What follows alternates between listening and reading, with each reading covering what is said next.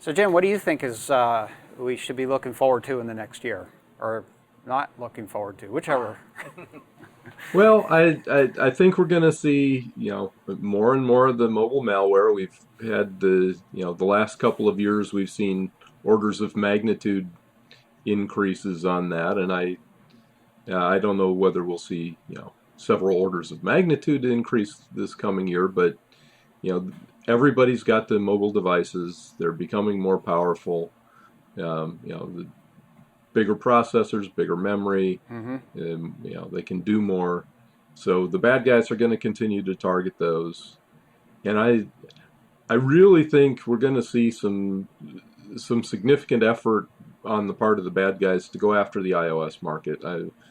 It's been, relatively little malware has targeted iOS because Apple keeps such tight controls on everything. But there are so many iOS devices out there now. The iPhone and the iPads are so popular that I think we're going to see more targeted efforts on the part of the bad guys to get in there, and whether it's more of the Java-based stuff that runs in the browser, that's also targeting them. But I think we'll see some efforts, and hopefully they won't be particularly successful, to come up with malware that slides by Apple and actually infects. Right. Yeah, I think there's at least been evidence that there are vulnerabilities that could be exploited.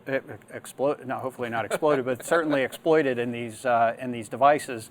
And as we progress forward, it's really a matter of time before somebody is motivated to the extent that they feel that they can and again, the complacency, the tolerance of things, not so much more of a complacency item that is, because I'm using an iOS device, I feel more comfortable. There's going to come to the point where somebody's going to take advantage of that and kind of surprise the world, I think.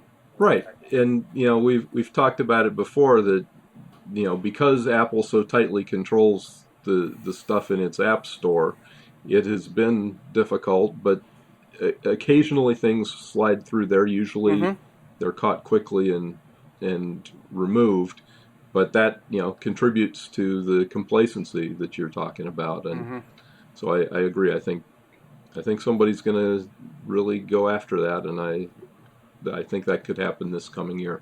Yeah, that's right. I think that's a reasonable prediction. And I suspect it's not going to be through the App Store. A lot of what we've seen so far has been sort of through the App Store, but I think in most of the contests where they're trying to pwn devices, they're not using the App Store to do that. They're going through the web interface and hitting exploits associated with the browsers, or something along those lines. Or if they can spoof somebody into installing something outside of the market, I think that's really where they're going to really.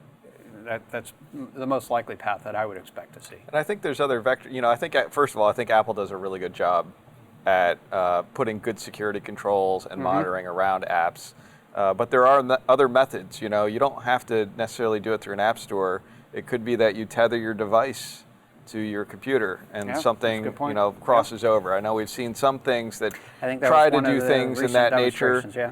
So there might be some more out-of-the-box thinking going on here. Certainly, there is a large number of devices that anybody would be, any criminal would be very interested in being able to, recruit into their botnet or their criminal enterprise, just like they do in the Android space currently.